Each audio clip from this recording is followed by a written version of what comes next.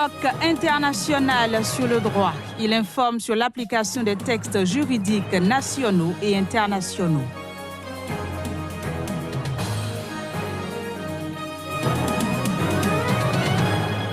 Budget revu à la baisse pour les casques bleus en mission en Afrique. Il s'agit du budget Opération de paix 2018-2019 adopté par l'ONU jeudi.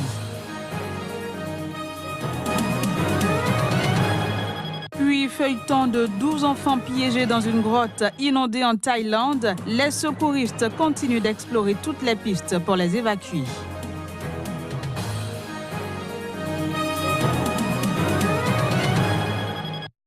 Ravi de vous retrouver pour cette nouvelle session de l'information sur Sika TV. Bienvenue à toutes et à tous.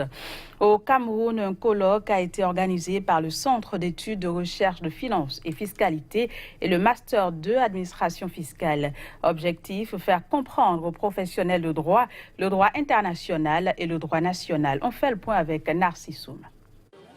Le campus 2 de l'université de Douala Ndobong a abrité un colloque international sur le thème « L'application de la loi ». Un colloque organisé par le Centre d'études de recherche de finances et fiscalité et le Master 2 administration fiscale.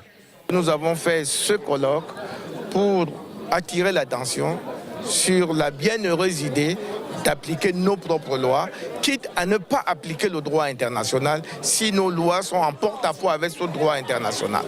3 organisations spécialisées ont apporté leur collaboration à l'organisation de ce colloque, à savoir l'Ordre national des avocats du Cameroun, l'Ordre national des conseils fiscaux du Cameroun et l'Association française des docteurs en droit.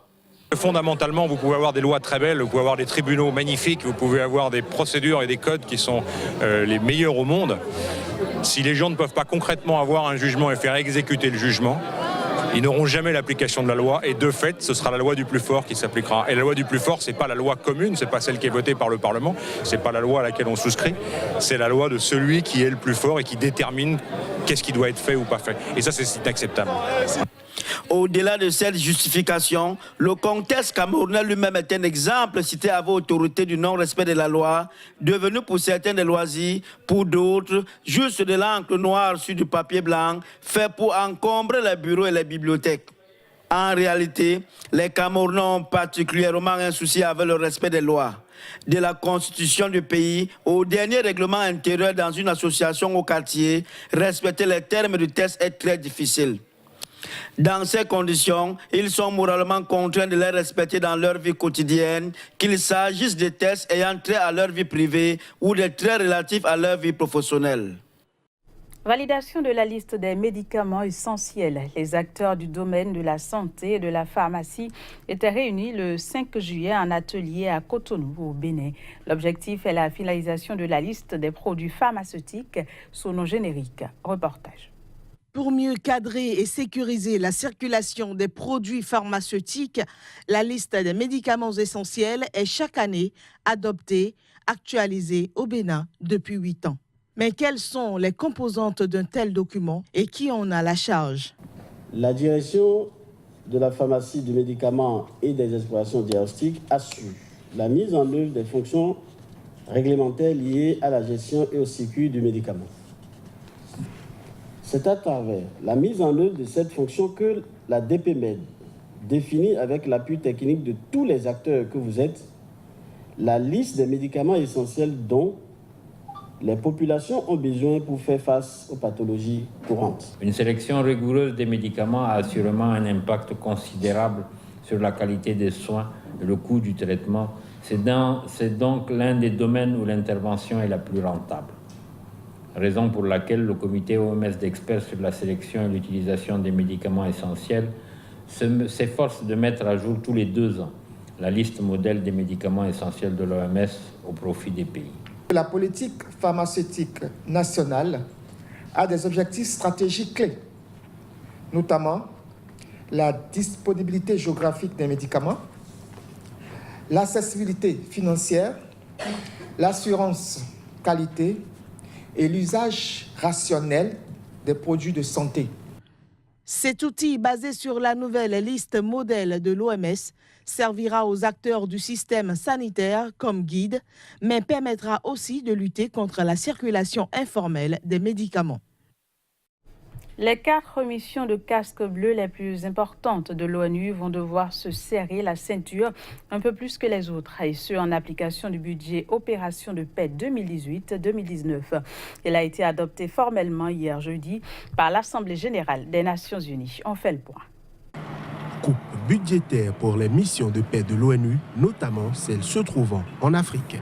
Les casques bleus en mission au Soudan du Sud, en République démocratique du Congo, au Mali et en Centrafrique devront donc serrer la ceinture un peu plus que les autres. Cette nouvelle mesure résulte du budget Opération de paix 2018-2019 adopté cette semaine par l'Assemblée générale des Nations unies. Un accord de principe avait été trouvé le week-end écoulé entre les 193 pays membres de l'organisation pour octroyer pour les 12 mois à venir 6,689 milliards de dollars à la quinzaine d'opérations de paix gérées actuellement par l'ONU et mobilisant environ 100 000 militaires au total. L'approbation définitive de ce chiffre en baisse de 122 millions de dollars par rapport à ce que réclamaient les experts financiers de l'ONU a été retardée en raison de projets de réforme du secrétaire général Antonio Guterres, notamment dans le domaine du management, inclus dans les négociations budgétaires selon des diplomates. Le budget précédent pour la période de 2017-2018 avait été de 7,3 milliards de dollars. Parmi les missions actuelles, les plus coûteuses sont la MINUS au Soudan du Sud, la MONUSCO en République démocratique du Congo, la MINUSMA au Mali et la MINUSCA en République centrafricaine. Le gouvernement zambien a annoncé ce jeudi devant le Parlement son intention d'y présenter des lois pour réguler Internet et les réseaux sociaux.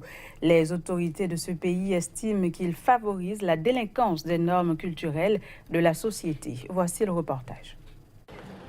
L'Internet et les réseaux sociaux en passent d'être soumis à de nouveaux tests. Accusés par les autorités zambiennes d'être devenus le moteur du détachement des membres de la société des normes culturelles en Zambie, ils seront bientôt régulés. À cet effet, le ministre de la Communication zambien, Brian Mushimba, a annoncé devant le Parlement l'intention du gouvernement d'y présenter des lois pour réguler Internet et les réseaux sociaux. L'autorité a donc sonné une violente charge contre le web qui, à ses yeux, est majoritairement utilisé pour diffuser, entre autres, de la pornographie et des discours de haine.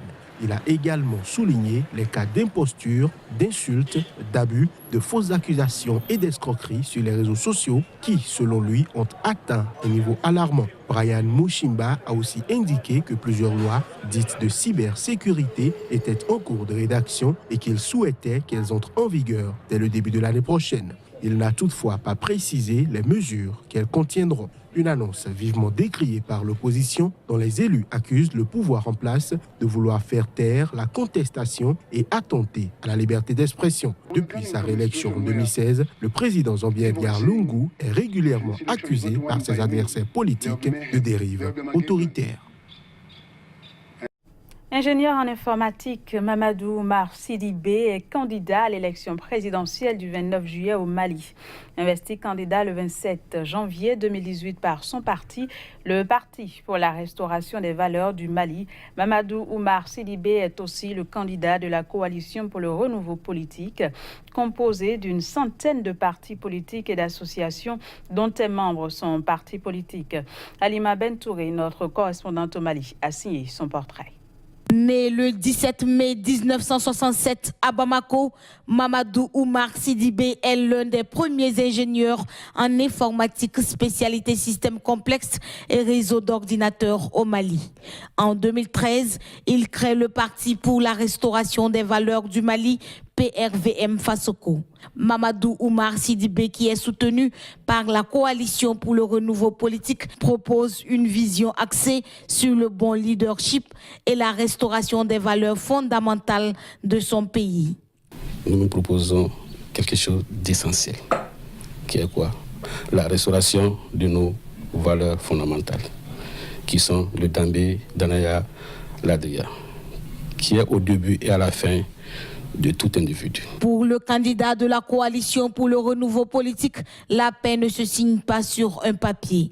Pour une sortie de crise et une meilleure sécurisation du Mali, il propose dans son programme une concertation d'entente nationale. Un programme qui prend également en compte la création d'emplois pour les jeunes et la prise en compte des préoccupations des femmes.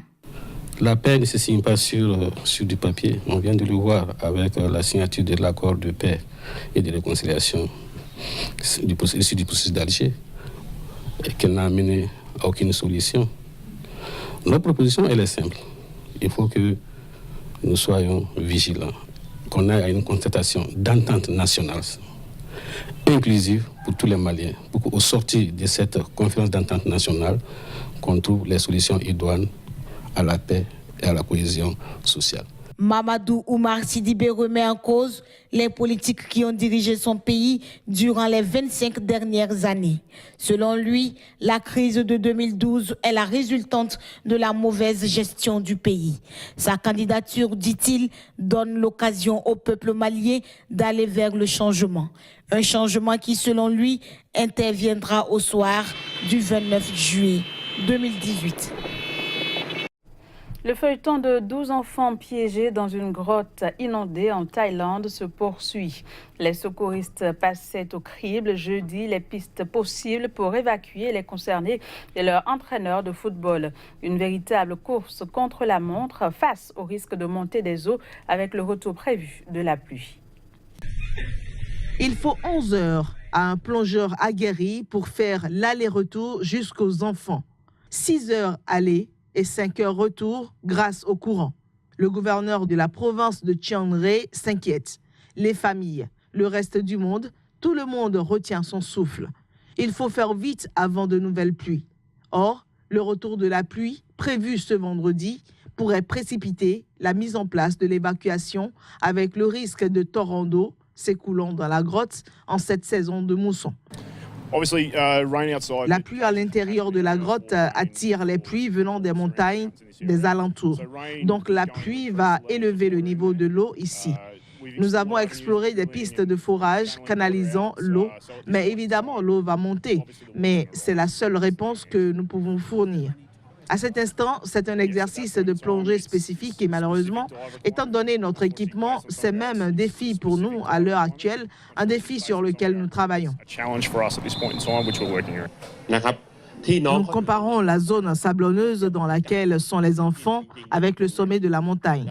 Nous allons déployer tout le personnel de nos 20 à 30 équipes de patrouille pour explorer chaque centimètre carré de la zone et trouver des cheminées dans lesquelles nous pouvons nous aventurer. Les sauveteurs espèrent pouvoir, à l'aide de pompes, faire baisser à temps le niveau de l'eau de façon suffisante pour que les enfants n'aient que pas ou peu de plongée à effectuer.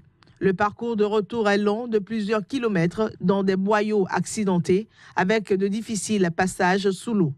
Jeudi, aucune nouvelle vidéo des enfants n'a été publiée par les autorités. Celle de leur découverte lundi soir par des plongeurs britanniques venus en renfort avait fait le tour du monde. On y voit les enfants amaigris, coincés sur un bout de rocher. Voilà, c'est sur cette note que prend fin cette édition. Merci de nous avoir suivis. Très bonne suite de programme sur Sika TV. À très bientôt. Au revoir.